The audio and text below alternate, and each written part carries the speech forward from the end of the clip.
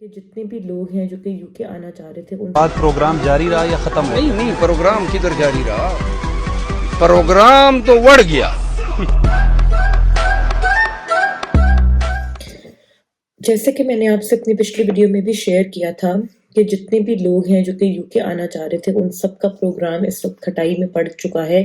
नए जितने भी चेंजेस हुए हैं गवर्नमेंट ऑफ यूके की जानिब से उनकी वजह से लास्ट वीडियो मैंने कल जो अपलोड किया था उसके बाद एक जो सवाल बहुत ज़्यादा आ रहा है वो ये कि क्या ये प्रपोजल्स हैं या क्या ये चीज़ें इम्प्लीमेंट हो गई हैं। तो देखिए मैं आपको क्लियर कर दूं कि gov.uk की वेबसाइट पर ये चीज़ें अब पब्लिश हो चुकी हैं, जिसका मतलब ये है कि these are no more a proposal. ये एक सेट रूल बन चुका है, अप्रूव हो गया है और गवर्नमेंट ने अनाउंस कर दिया है। उन्होंने अनाउंस किया है कि स्प्रिंग 2024 से ये रूल्स अप्लाई होंगे। स्प्रिंग सीजन मार्च अप्रैल में शुरू हो जाता है यहाँ पर, तो आप हिसाब लगा लें कि मार्च अप्रैल में कोई भी डेट आ जाएगी, जनवरी फरवरी में, कि इस डेट से ये इम्प्लीमेंटेशंस जो हैं वो अनाउंस हो रही हैं। तो इसलिए अब सिर्फ डेट का इंतजार है, बट उन्होंने आपको ये बता दिया है कि स्प्रिंग सीजन में 2024 में ये चीजें जो हैं वो इम्प्लीमेंटेशन की तरफ चली जाएंगी। अभी ये जो वीडियो मैं बना रही हूँ ये सिर्फ केयर होम वर्कर वीजा वालों के लिए है, क्योंकि आपको पता है कि केयर वर्कर वीजा जो है वो एक इंतहाई पॉपुलर कैटेगरी है, स्पेशली इंडिया, पाकिस्तान, बांग्लादेश वगैरह कंट्रीज में। और मेरे चैनल पर क्योंकि जितनी भी ट्रैफिक आती है वो ज़्यादातर इंडिया, पाकिस्तान और बांग्लादेश, श्रीलंका, नेपाल वगैरह कंट्रीज से होती है, जिनका इंटरेस्ट केयर वर्कर वीज़ा और उससे मुतलिक जो रूल्स चेंज हो रहे हैं उनमें बहुत ज़्यादा है। तो इसलिए मैं ये वीडियो आप लोगों के लिए डिटेल से अलग से सिर्फ इस एक रूल पे बना रही हूँ कि केयर वालों के लिए क्या क्या चीज़ें चेंज हुई हैं। सबसे पहली चीज़ जो चेंज हुई है वो ये कि केयर वर्कर वीज़ाज अपने साथ अब डिपेंडेंट्स को नहीं ला सकेंगे।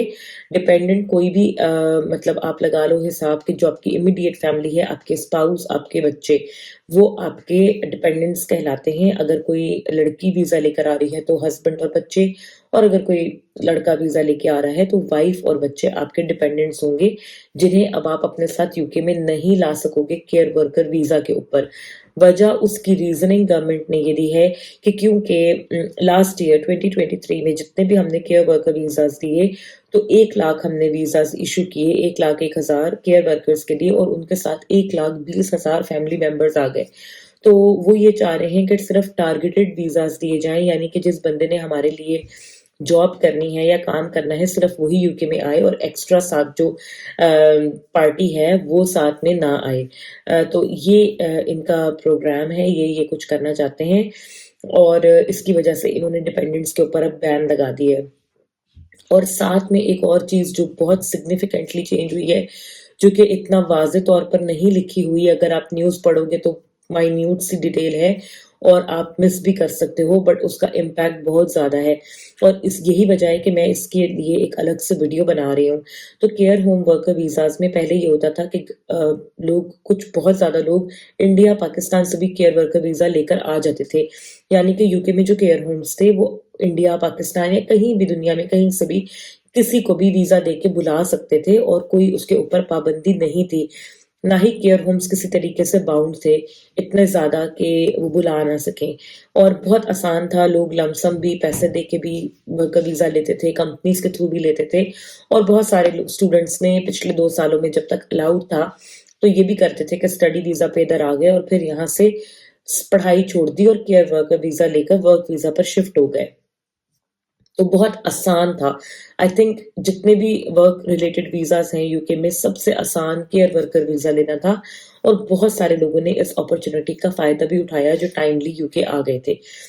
तो अब इन्होंने ये कर दिया है कि जो केयर होम्स हैं उन पे भी बहुत ज़्यादा सख्ती कर दी, और मैंने पहले भी किसी एक वीडियो में बात की थी कि आने वाले दिनों में ये चीज़ हो सकती है कि जो मशरूम ग्रोथ होती है, क्योंकि ज़ाहिर है जब इतनी ज़्यादा डिमांड थी तो नए-नए केयर होम्स भी बन रहे थे, और नए-नए केयर होम्स जो हैं वो जब बन रहे थे तो उस वक्त तो उन्होंने लोगों को बुला लिया, बट वो टाइमली चीज़ होती है। और अब जब रूल स्ट्रिक्ट हो रहे हैं तो आप देखोगे कि बहुत सारे केयर होम्स जो अभी रिसेंटली पिछले 3-4 सालों में बने थे वो बंद हो जाएंगे और बहुत सारे लोगों को जो है ना वो जॉबलेस होना पड़ेगा और उनको मुश्किलात का सामना करना पड़ेगा, बिकॉज ये उसी डायरेक्शन में जा रहे हैं।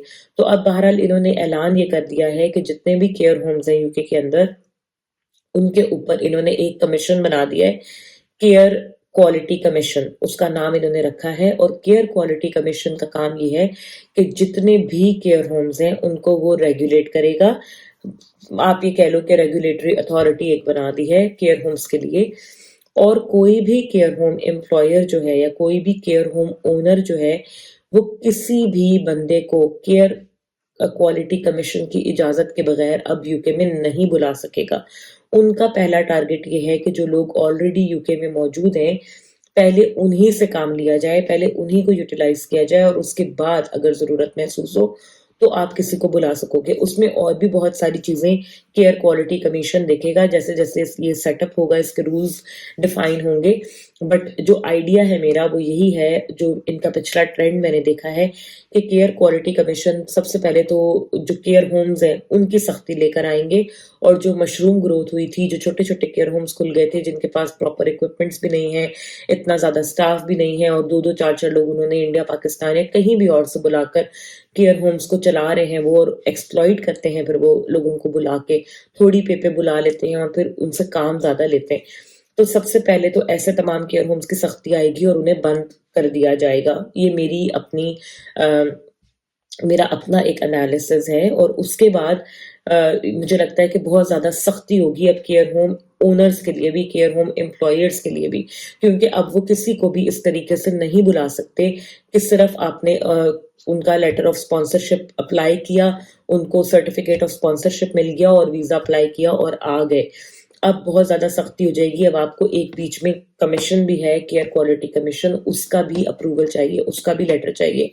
और अब जितने भी लोग अप्लाई करेंगे फर्दर, उनको मैं ये एक सजेशन दूंगी, एक बात उनके लिए है कि आपका जब COS आएगा या आपका जो भी कोई एम्प्लॉयर होता है, ठीक है, जो भी आपका केयर होम ओनर है, आपने चेक करना है कि क्या वो केयर क्वालिटी कमीशन से अप्रूव्ड शुदा है या नहीं है। क्योंकि अब ये फ्रॉड भी बहुत ज्यादा होगा इस चीज के अंदर, पहले भी हो रहा था, बट कोई ढकी छुपी बात नहीं है।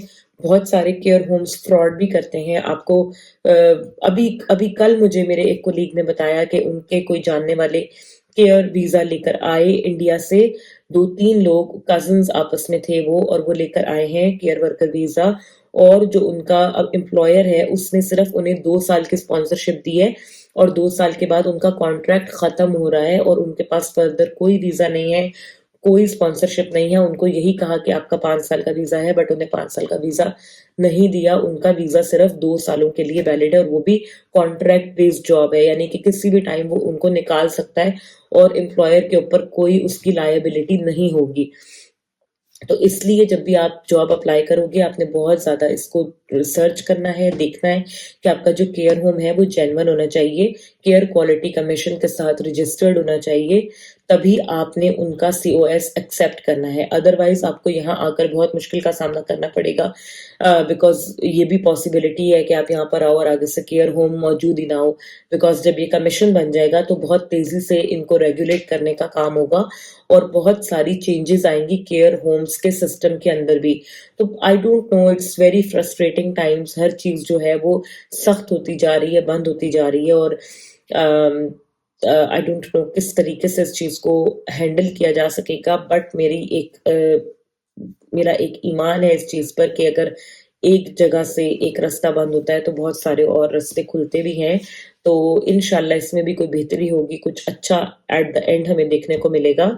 सो be positive, just deal with the situation कि अभी थोड़ा सा मुश्किल है, और वाइजली आपने डिसाइड करना है, बिकॉज आपने बहुत ज्यादा पैसे लगाने होते हैं, बहुत बड़ी इन्वेस्टमेंट होती है लाइफ टाइम के लिए। तो बहुत सोच समझ के आप डिसाइड करें कि आपको कहाँ जाना है और कहाँ का वीजा लेना है। अपना बहुत सा ख्याल रखें। मैं फर्दर भी सारी अपडेट्स आप लोगों के साथ शेयर करती रहूंगी। अगर आपने अभी तक मेरे चैनल को सब्सक्राइब नहीं किया तो सब्सक्राइब जरूर कर लें, और केयर होम्स के मतलब और भी बहुत सारी वीडियोस मेरे चैनल पर आपको मिलेंगी। अगर आप उसमें इंटरेस्टेड हैं तो आप देख सकते हैं। वीडियो को अपने जानने वालों से, फ्रेंड्स, फैमिलीज के साथ शेयर भी करें। Do subscribe, like and comment अगर आपका कोई भी क्वेश्चन हो, and I will see you guys very soon in another video. Bye bye.